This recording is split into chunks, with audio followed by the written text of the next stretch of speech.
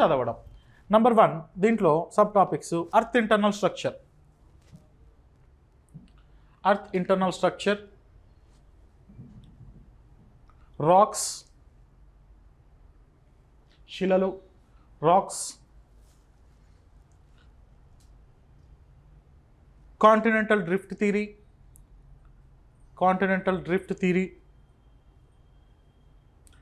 ఖండ చలన సిద్ధాంతం, continental drift theory, plate tectonics theory, major land forms, ప్రధాన భూస్వరూపాలు, మేజర్ ల్యాండ్ ఫామ్స్. దీనిలో మనకు రకరకాల స్ట్రక్చర్స్ వస్తాయి.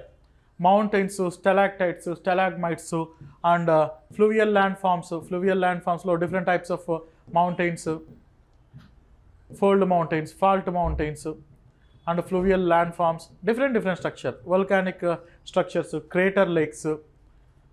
మొన్న ఏపీఎస్సీ గ్రూప్ 1 ఎగ్జామినేషన్లో గీజర్ గురించి మనకు ఎల్లోస్టోన్ నేషనల్ పార్క్లో వరల్డ్ ఫెయిత్ఫుల్ అనే ఒక గీజర్ ఉంటుంది. గీజర్స్ అంటే ఏంటంటే ఒక పర్టికులర్ పీరియడ్లో ఎవరో అలారం పెట్టినట్లు పర్ఫెక్ట్గా ఒక 1 అవర్ పీరియడ్కి లేదా 2 అవర్స్ పీరియడ్కి వాటర్ భూమిలో నుండి అలా గష్ అవుట్ అవుతుంది. అలా ఫోర్స్ఫుల్గా హాట్ వాటర్ అన్నది గష్ అవుట్ అవుతుంది. అమెరికాలో ఎల్లోస్టోన్ నేషనల్ పార్క్లో ఉన్నటువంటి ఓల్డ్ ఫెయిత్ఫుల్ అనే ఒక గీజర్ 56 మినిట్స్కి తూచా తప్పకుండా 56 నిమిషాలకు ఒకసారి వేడి నీళ్ళను అలా పైకి వెదజల్లి ఆగిపోతుంది. 56 మినిట్స్ తర్వాత మళ్ళీ అలా 56 మినిట్స్కి దాన్ని చూడడానికి చాలామంది టూరిజం వెళ్తూ ఉంటారు. ఎలా అంత పక్కాగా ప్లాన్డ్గా జరుగుతుంది అంటే లోపల హీటింగ్ ప్రాసెస్ కూడా అంత ప్రాపర్గానే జరుగుతూ ఉంటుంది. అలాంటి స్ట్రక్చర్స్ అన్నమాట. సో వోల్కానోస్ ఎక్కడెక్కడ ఉన్నాయి, ఆ వోల్కానిక్ ల్యాండ్ ఫామ్స్ ఏంటి, పీఠభూములు ఎలా ఉంటాయి, మైదానాలు, నదుల వలన ఏర్పడినటువంటి structures and valleys, oxbow lakes, deltas, estuaries, డెజర్ట్స్లో ఉన్నటువంటి స్ట్రక్చర్స్, కర్స్ట్ ల్యాండ్ ఫామ్స్ అంటే సున్నపు రాతి చేత కేవ్స్లో ఏర్పడినటువంటి స్ట్రక్చర్స్. అడుగుతారా ఇంత డెప్త్గా అని మీరు అనుకోవద్దండి. Prepare for the worst. అంటే ఎంత డిఫికల్ట్ లెవెల్ వచ్చినా సరే geography, as I use to always tell you, geography has to come to your rescue. మిగతా సబ్జెక్ట్స్ డిఫికల్ట్గా వచ్చినా, ఎంత కష్టం వచ్చినా జాగ్రఫీలో మిమ్మల్ని సేవ్ చేయడానికి నేను ఎగ్జామినేషన్ హాల్కి వస్తాను. ఒక బోర్డు పట్టుకొని మే హెల్ప్ యూ అని చెప్పి అక్కడికి వస్తాను. అంటే ఈ టాపిక్స్ మీకు అక్కడ మైండ్లో మెదులుతాయి. ఎందుకంటే ఇంటరాక్టివ్గా మీరు ఇమేజెస్ చూస్తారు కాబట్టి ఈజీగా మీరు అర్థం చేసుకోవడానికి అవకాశం ఉంటుంది. ఆల్ ది స్ట్రక్చర్స్ ఇవి ఎలా ఏర్పడ్డాయి, ఎక్కడెక్కడ ఉన్నాయి, అసలు ఎందుకు ఏర్పడ్డాయి, దాని క్రింద ఉన్నటువంటి ఆ ప్రాసెసెస్ ఏంటి అన్నవి మనం మ్యాప్ బేస్డ్గా నీట్గా అలా డిస్కస్ చేసుకుంటూ వెళ్తాం. This is what the geomorphology most important area. And original జాగ్రఫీలో ఏం చదువుతారంటే ఇదే చదివేది, geomorphology. Fourth unit general geography, సాధారణ భూగోళ శాస్త్రం. దీనిలో ఆరిజిన్ ఆఫ్ యూనివర్స్, విశ్వం ఆవిర్భావం, origin of universe and solar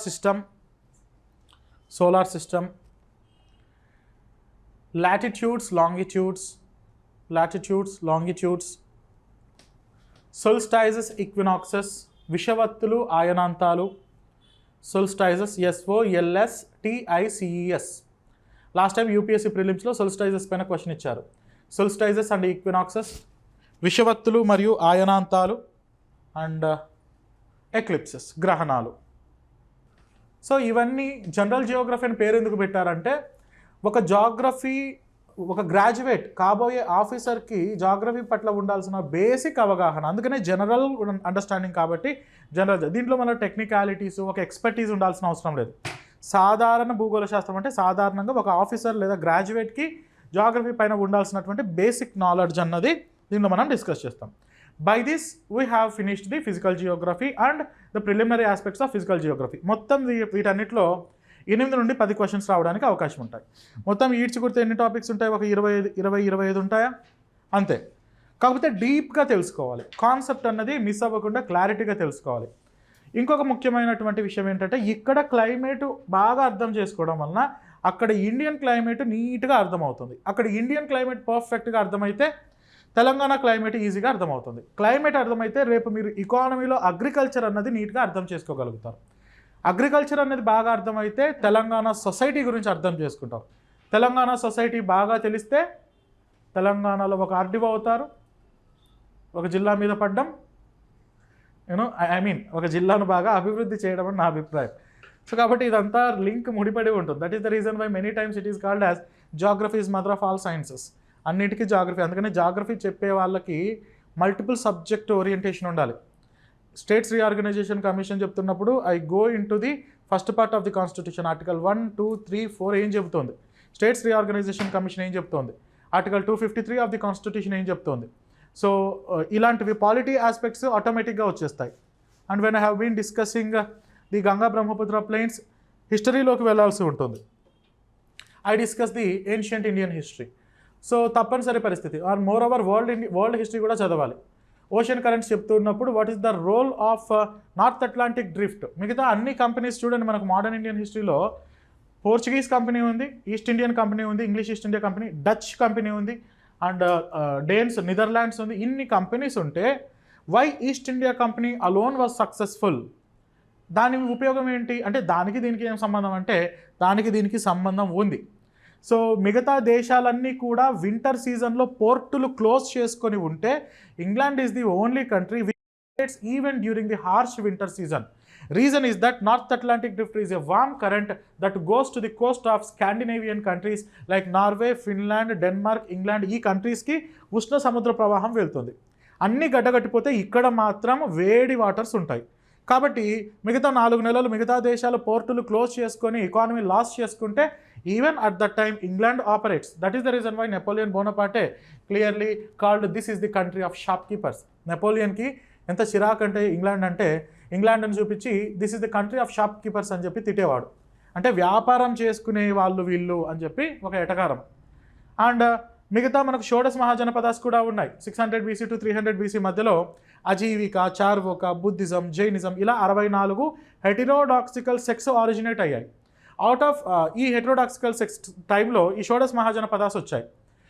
Vaishali, Magadha, Avanthi, Kosala, Vajji ఇలాంటి 16 రిపబ్లిక్ కింగ్డమ్స్ మహాజనపదాలు పుట్టుకొచ్చాయి.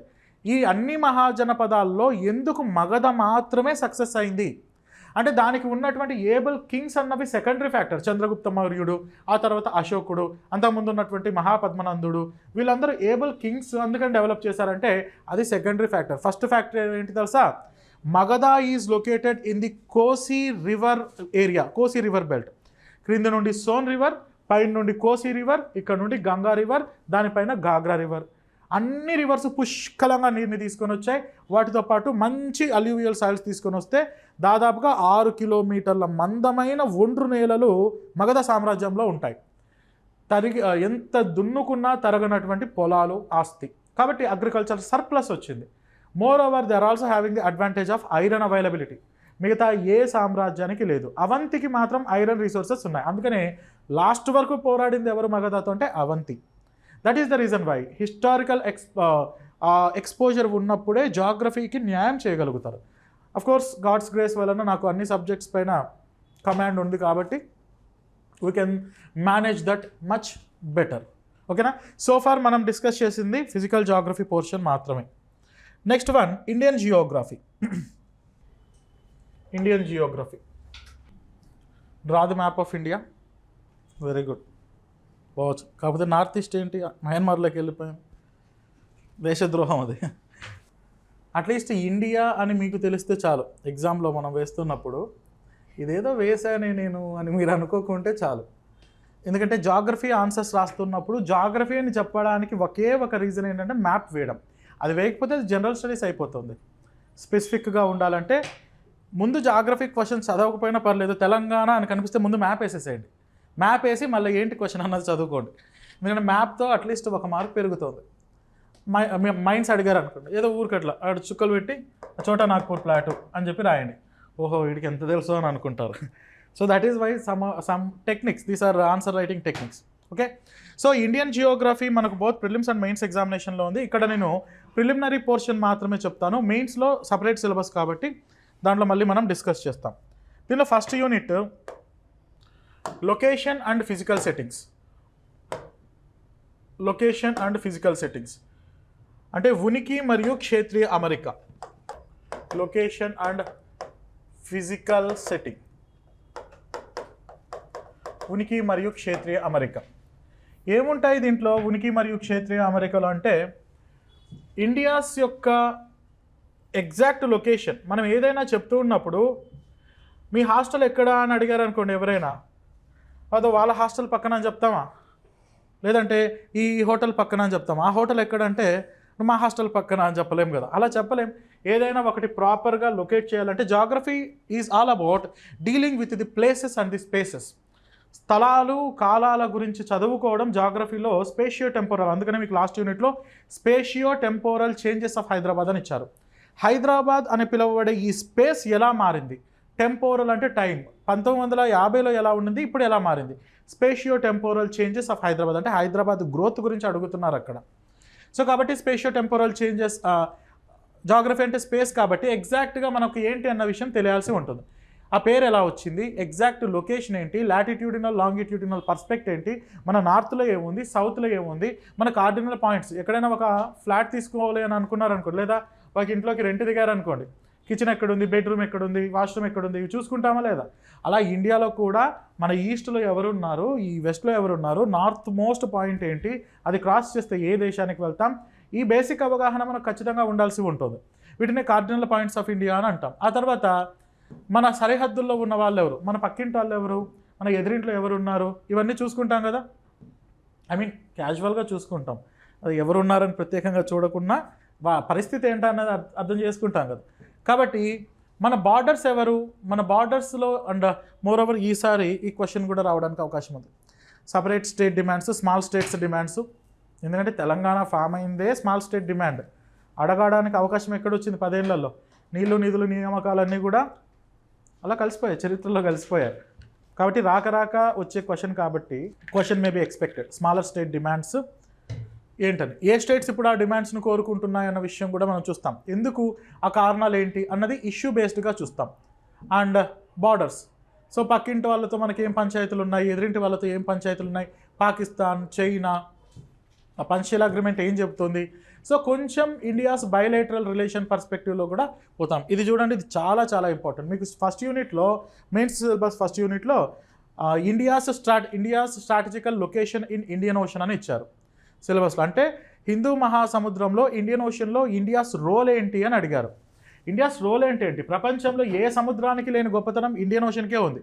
పెసిఫిక్ ఓషన్కి నార్త్ అమెరికా పేరేం పెట్టలేదు, అట్లాంటిక్ ఓషన్కి ఆఫ్రికా పేరేం పెట్టలేదు. But the Indian ocean is the only exception that it was named after India. It shows the importance of India to Indian Ocean and Indian Ocean's importance to India. మంచి లొకేషన్లో ఉంది చూడండి, అది కూడా చూడండి, మంచి పర్ఫెక్ట్ లొకేషన్లో ఉంది. మోర్ ఓవర్ పర్షియన్ గల్ఫ్ నుండి వచ్చే బాబెల్ మాండబ్ స్ట్రైట్ అండ్ ఇక్కడ నుండి వచ్చే మనకు Bab el Mandeb strait and straits of Hormuz. So ఇవన్నీ కూడా మనకు చాలా ఇంపార్టెంట్. స్ట్రైట్స్ ఆఫ్ మలక్కా, ప్రపంచం మొత్తంలోని ట్రేడ్లో ఇండియన్ ఓషనే చాలా ట్రేడ్ని Indian ocean is having very heavy traffic. Ocean traffic అన్నది చాలా ఎక్కువగా ఉంటుంది. అలాంటి ట్రాఫిక్ని కంట్రోల్ చేయగలిగే పొజిషన్లో ఇండియా ఉంది అంటే అది మనకు ఖచ్చితంగా రక్షణ పరంగాను ఆర్థిక పరంగాను చాలా ఇంపార్టెంట్. అందుకనే ఇక్కడ ఎక్కడో ఉన్న చిన్న దేశం డెవలప్ అవుతున్నటువంటి దేశంతో అమెరికాకి ఏంటి దోస్తి, అమెరికాకి ఏం పని చెప్పండి, ఈ మధ్య వచ్చి అదే పనిగా రిక్వెస్ట్ చేసి మరి క్వాడ్లో మెంబర్గా జాయిన్ చేసుకుంది. రష్యాతో రిలేషన్స్ పెట్టుకున్న వాళ్ళందరూ మాకు శత్రువులే అని చెప్పిన అమెరికా, రష్యాతో అత్యధిక క్రూడ్ ఆయిల్ ఇంపోర్ట్ చేసుకుంటున్నటువంటి ఇండియాతో రిలేషన్ పెట్టుకోవాల్సిన అవసరం ఏమని చెప్పండి. India is the only country which maintains friendship with 2 enemies. ఇద్దరు శత్రువులతో కూడా ఫ్రెండ్షిప్ చేయగలిగే ఆ సత్తా ఎవరికైనా ప్రపంచంలో ఉందా అంటే అది ఇండియాకు మాత్రమే. ఎందుకంటే మీరు మాస్టర్ అయితే ఇండియా గ్యాంబ్లర్. సో గోడ మీద పిల్లి అంటే గోపి. గోడ మీద పిల్లి ఎలా ఉంటుంది, ఇటు సైడ్ వస్తే అటు దూకుతుంది, అటు వస్తే ఇటు దూకుతుంది. నిజంగానే మన ఫారిన్ పాలసీ గోడ మీద పిల్లి పాలసీనా అంటే గోడ మీద పిల్లి అని పెట్టలేదు కానీ అదే పాలసీ. అందుకనే దాన్ని ఏమంటాం, NAM, non aligned movement. Jawaharlal Nehru is such an intelligent, such an foreign visionary. మేము అటు అమెరికా సైడ్ ఉంటే రష్యాకు కోపం, రష్యా సైడ్ ఉంటే బైపోలరైజ్డ్ వరల్డ్, సెకండ్ వరల్డ్ వార్ అయిపోయిన తర్వాత రష్యా సైడ్ ఉంటే అమెరికాకు కోపం. అందుకని మేమేం చేస్తాం తెలుసా, మధ్యలో ఉంటాం. అవసరమైతే అటైనా వెళ్తాం, చెప్పకుండానే చెప్పింది. నాన్ అలైన్డ్, అలీనం, మేము ఎవరితోనూ లీనం అవ్వము అని చెప్పడమే అలీన విధానం, నాన్ అలైన్డ్ మూమెంట్. సో మనం అలా నాన్ అలైన్డ్ మూమెంట్లో మనము ఉండి కూడా రష్యా అలా ఉండడం వల్లనే even we are having very good relation with Russia, still we are having defence relation with America. రష్యాతో సుకోయ్ హెలికాప్టర్స్ ఇంపోర్ట్ చేసుకుంటున్నాం, అట్ ది సేమ్ టైం అమెరికాతో డిఫెన్స్ పార్ట్నర్షిప్లో ఉన్నాం. ఇది ఎవరికీ సాధ్యం కాదు, ఇండియాకు మాత్రమే సాధ్యం. ఎందుకంటే గత 70 ఏళ్లలో మనం నేర్చుకున్నాం, నాన్ అలైన్డ్ మూమెంట్ ద్వారా ఇలాంటి ఆస్పెక్ట్స్ నేర్చుకున్నాం. ఇదంతా ఇన్హెరెంట్, దానిలో ఇన్బిల్ట్. టాపిక్ మిమ్మల్ని మెయిన్స్లో అడిగారు అంటే అది ఊరికేదో పొద్దుపోక అడగలేదు ఎగ్జామినర్. సో ఈ ఆస్పెక్ట్స్ అన్నీ India Myanmar, India Sri Lanka, India Nepal, Afghanistan and మన వాటర్స్ ఎలా ఉన్నాయి, యుఎన్ క్లాస్ ఏం చెప్తుంది, ఇవన్నీ కూడా మనకి ఇక్కడ ఫస్ట్ యూనిట్లో వస్తాయి. సెకండ్ యూనిట్లో number 2 second unit physiography of India. So physiography of ఇండియాలో మనకు డిఫరెంట్ టైప్స్ ఆఫ్, అంటే ఫిజియోగ్రఫీ ఆఫ్ ఇండియా అంటే ఏంటంటే భారతదేశంలో ఉన్నటువంటి నైసర్గిక స్వరూపం. నైసర్గిక స్వరూపం అంటే ఏంటి అంటే భారతదేశంలో, ఇండియాలో ఉన్నటువంటి ఆ ఫిజికల్ కండిషన్స్ అన్నమాట. సో ఈ ఫిజికల్ కండిషన్స్ ఏమేమి ఉన్నాయి? కారకోరం, లదాఖ్, జస్కర్, కైలాష్. కారకోరం, లదాఖ్, జస్కర్, కైలాష్. రాయండి, మ్యాప్లో రాయండి ఇవన్నీ. కారకోరం, లదాఖ్, జస్కర్, కైలాష్. ఈ 4ంటిని కలిపి ఏమని పిలుస్తామంటే ట్రాన్స్ హిమాలయాస్ అని అంటాం. These 4 mountain ranges are called as trans Himalayas. Karakoram, Ladakh, Zanskar, Kailash. వాటికి సౌత్లో ఈ ట్రాన్స్ హిమాలయాస్కి దక్షిణాన ఇంకొక మౌంటైన్ రేంజెస్ ఉంటాయి. These are the continuous running mountain ranges. పశ్చిమం నుండి తూర్పుకి ఇలా కంటిన్యూస్గా ఉన్నటువంటి మౌంటైన్ రేంజెస్ ఉంటాయి. వీటిని గ్రేట్ హిమాలయాస్ అని పిలుస్తాం. We call it as great Himalayas, బృహత్ హిమాలయాలు. అండ్ వాటికి సౌత్లో, ఆ మౌంటైన్స్కి మళ్ళీ సౌత్లో ఈ మౌంటైన్ రేంజెస్ ఉంటాయి. పీర్ పంజల్, ధౌలధార్, నాగ్ తిబ్బా, ముస్సౌరీ, మహాభారత్. పీర్ పంజల్, ధౌలధార్, నాగ్ తిబ్బా, ముస్సౌరీ. ఈ సెక్షన్స్ అన్నిటినీ కలిపి పీర్ పంజల్, ధౌలధార్, నాగ్ తిబ్బా, NAGTIBBA, నాగ్ తిబ్బా, ముస్సౌరీ, MUSSORIE, ముస్సౌరీ. ఈ మౌంటైన్స్ అన్నిటిని కలిపి ఏమని పిలుస్తామంటే మిడిల్ హిమాలయాస్, మధ్య హిమాలయాలు, or otherwise also called as Himachal Himalayas అని పిలుస్తాం. These are also called as middle Himalayas or Himachal Himalayas. దీనికి సౌత్లో మళ్ళీ కంటిన్యూస్ మౌంటైన్ రేంజెస్ ఒకటి ఉంటుంది. To the south of these mountain ranges there extends a continuous mountain ranges. మళ్ళీ దక్షిణాన కంటిన్యూస్గా ఒక మౌంటైన్ రేంజెస్ ఇలా రన్ అవుతాయి. These are called as Shivalik Himalayas. Shivalik Himalayas or Shivalik mountains, Shivalik పర్వత శ్రేణులు. ఇప్పుడు చెప్పండి, arrange the following mountains. Number 1 Shivalik, number 2 peer Panjal, number 3 Ladakh, number 4 Karakoram in north to south direction. చెప్పగలుగుతారు కదా? 4 3 2 1 సంథింగ్ ఏదో వస్తుందేమో. అంటే ఆలోచన, మీ ప్రతి ఒక్కటి సబ్జెక్టు చదివి థియరిటికల్గా బట్టి కొట్టి చేయాల్సిన అవసరం లేదు, మ్యాప్స్ ద్వారా కూడా వస్తాయి. సో మీరు శివాలిక్ పర్వత శ్రేణుల నుండి ఒక వ్యక్తి లక్నో నుండి శ్రీనగర్ వెళ్ళాలి అంటే క్రింది ఏ పర్వత శ్రేణులను క్రాస్ చేయాల్సిన అవసరం లేదు? Option A Karakoram, option B Pir Panjal, option C Shivalik, option D great Himalayas. So Karakoram mountains ఇక్కడ ఉంటుంది, శ్రీనగర్, సంథింగ్ హియర్. సో కాబట్టి ఇలా కూడా యూపీఎస్సీలో చాలా సందర్భాల్లో అడిగారు. కాబట్టి we can expect in this orientation also. ఇలా great Himalayas, middle Himalayas, Shivalik Himalayas eastern నేపాల్కి వచ్చేటప్పటికి ఒకదానితో ఒకటి కలిసిపోయి ఇక్కడ నుండి Mirmi, Nishmi, Abor, Dafla, Patkai Bum, Naga hills, Manipur hills, Mizo hills and Arakan Yoma అని మియన్మార్లోకి వెళ్ళిపోతాయి. ఆ పేర్లన్నీ మీకు అవసరం లేదు.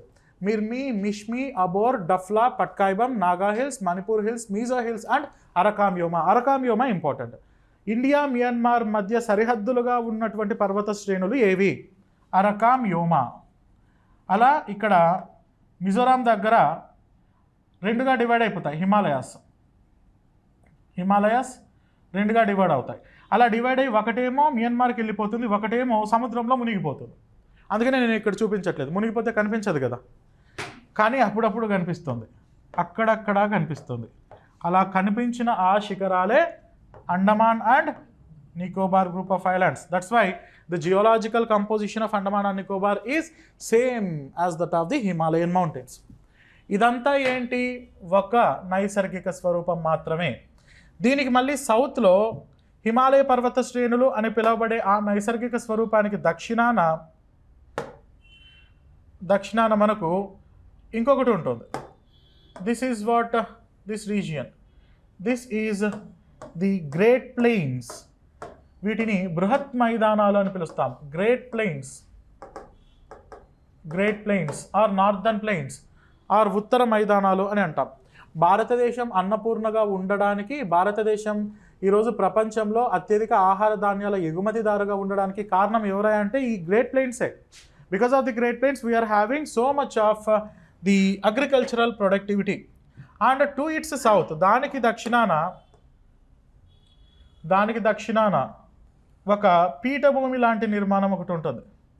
This is called as peninsular plateau. ద్వీపకల్ప పీఠభూమి, పెనిన్సులార్ ప్లాటూ. ఈ పెనిన్సులార్ ప్లాటూలో కూడా మళ్ళీ మనకు డిఫరెంట్ స్ట్రక్చర్స్ ఉంటాయి. The peninsular plateau comprises of north south running, ఉత్తర దక్షిణాలుగా ఇలా పరిగెడుతున్నటువంటి ఈ mountain ranges. What are this? Western. అదేవిధంగా ఈస్ట్లో ఇలా గుట్టలుగా కొన్ని మౌంటైన్ రేంజెస్ కనిపిస్తూ ఉంటాయి. What are these mountain ranges? Eastern Ghats. ఇవి కాకుండా వింధ్యా మౌంటైన్స్, సాత్పురా, అజంతా.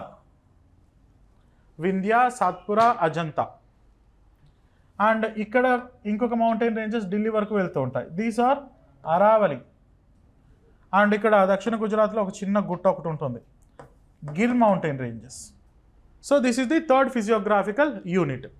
అండ్ ఈ పశ్చిమ కనుమలు వెస్టర్న్ ఘాట్స్కి వెస్ట్ సైడున పశ్చిమ కనుమల పశ్చిమ వైపు, తూర్పు కనుమల తూర్పు వైపు ఉన్నటువంటి ఈ region, this is called as east coastal plains, west coastal plains. మెయిన్స్లో రెండింటి మధ్య డిఫరెన్స్ అడగడానికి అవకాశం ఉంది. East coastal plains and west coastal plains. This is the fourth physiographical unit.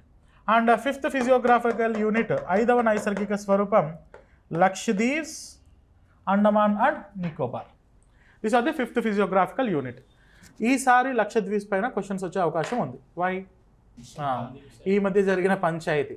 నేను ఆ రోజు చెప్పాను, at the time I was there in Bengaluru. ఇన్సైట్స్లో క్లాసెస్ ఉంటే బెంగళూరుకి వెళ్ళాల్సి వచ్చింది. ఆ రోజే మోడీ గారు విజిట్ చేశారు ఈ లక్షద్వీప్స్ని. ఆ రోజే నేను చెప్పాను, ఆ రోజు క్లాస్లో డిస్కస్ చేశాను. మోడీ అక్కడికి వెళ్ళడం గొప్ప విషయం కాదు, ఆయన ప్రైమ్ మినిస్టర్గా ఎక్కడైనా తిరగచ్చు, అది పెద్ద ప్రాబ్లం కాదు. ఆయన పోవడం వలన మారే ఫారిన్ ఈక్వేషన్స్ కొన్ని ఉంటాయి, రేపటి నుండి చూడండి అని చెప్పాను. ఆ మరుసటి రోజు వీళ్ళు సెలబ్రిటీస్ వచ్చేసి why Maldives, go Lakshadweeps, we are having the hidden gem of India Lakshadweeps అని సడన్గా ఉన్నట్టుండి ఎట్లా గుర్తొస్తుంది వీళ్ళకి? భలే వస్తుంది అది. అంటే ఊరికే అలా అంటే హంగామా. చాలామంది 10,000 మంది మాల్దీవ్స్కి టికెట్స్ క్యాన్సిల్ చేసుకున్నారంట. అంటే నేను కూడా చెప్తా, నేను కూడా క్యాన్సిల్ చేసుకున్నాను, బట్ చాలా అభిమానంతో నేను పోలేదు మాల్దీవ్స్కి. మాల్దీవ్స్కి టికెట్ ఉండేది నాకు, కానీ నేను క్యాన్సిల్ చేసుకున్నాను అని చెప్తాను. ఎవరు చూసారు నా టికెట్? ఎవరు చూడరు కదా. అలా చాలామంది చెప్పుకున్నారు. దీంతో ఏమైంది, ఇండియన్స్ మాల్దీవ్స్కి వస్తే వాళ్ళు పోయిన తర్వాత మా హోటల్స్ని ఫినాల్ వేసుకొని క్లీన్ చేసుకోవాల్సి వచ్చిందని చెప్పి మాల్దీవ్ కామెంట్ చేసింది.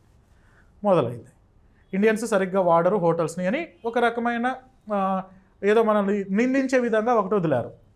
అక్కడ నుండి మొదలైంది. చాలామంది అప్పుడు నిజంగానే టికెట్లు క్యాన్సిల్ చేసుకుంటారు. It's a kind of insult no. అప్పుడే ఈయన ఉండేవాడు ఉండకుండా ఈయన చైనాకు పోయాడు, ఆ మాల్దీవ్స్ ప్రెసిడెంట్. ఆయన చైనాకు పోయాడు, వాళ్ళ మినిస్టర్స్ ఇండియాను తిట్టడం మొదలుపెట్టారు. అసలే ఈ మాల్దీవ్స్ మునిగిపోయే దేశము, గ్లోబల్ వార్మింగ్ వలన రేపు మాపు సముద్రంలో మునిగిపోతుంది. నా టెన్షన్స్ నాకుంటే మీరెవరైనా లేనిపోయిన టెన్షన్స్ పెడుతున్నారని చెప్పి ఆయన వచ్చి వీళ్ళిద్దరిని సస్పెండ్ చేశాడు. ఇది ఇలానే కొనసాగితే మళ్ళీ ఇంకెంతవరకు దూరం వెళ్తుందని వచ్చి హడావుడిగా పోయి ఇండియన్ ప్రైమ్ మినిస్టర్ని కలిసి, సరే ఏదో మా బాయ్స్ ఏదో క్యాజువల్గా మాట్లాడారు, సీరియస్ తీసుకోవద్దని మళ్ళీ దాన్ని తగ్గుముఖంలోకి తీసుకొచ్చే వరకు తీసుకొచ్చారు. అంత ఇష్యూ చెలరేగింది. ఇదంతా తెలిసే జరిగిందా తెలియక జరిగిందా అనేది మనకు తెలియదు. Why is it a coincident that Modi గారు లక్షద్వీప్ని విజిట్ చేయడం అన్నది ఒక కోఇన్సిడెన్స్ అని నేనైతే అనుకోను. ఏదో దీని కింద ఇంటెలిజెన్స్ స్కెచ్ ఉంది, ఆ స్కెచ్ వల్లనే వెళ్ళింటాడేమో అని నా అభిప్రాయం. ఏదేమైనా లక్షద్వీప్స్ అన్నది ఇప్పుడు న్యూస్లో ఉంది కాబట్టి లక్షద్వీప్ క్యారెక్టర్ గురించి అడుగుతారు. ఇవి ఎటువంటి దీవులు? అగ్నిపర్వత దీవుల, ప్రవాల భిత్తిక దీవుల అన్న క్వశ్చన్ వస్తుంది. So remember these are the coral reefs, organic islands అనమాట, అంటే జీవ పదార్థాల చేత ఏర్పడినటువంటి ఐలాండ్స్. ఈ 5 యూనిట్స్ చదువుకోవడం వల్ల ఇండియన్ ఫిజియోగ్రఫీ మనకు